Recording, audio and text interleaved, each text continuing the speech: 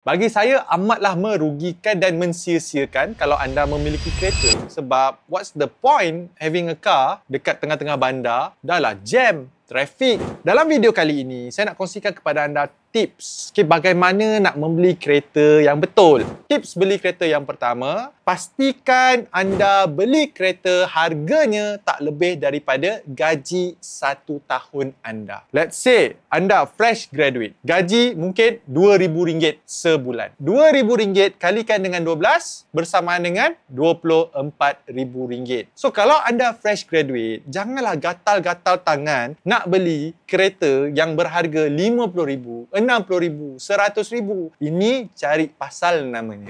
Tips yang kedua, use this formula, iaitu formula 25-15. 25-15 ni bermaksud apa? Bila anda nak beli sesebuah kereta itu, ideally, anda kena sediakan sekurang-kurangnya 20% down payment. Bayar kereta ambil tempoh 5 tahun dan jangan bayar monthly installment kereta lebih daripada 15% daripada gaji bersih anda.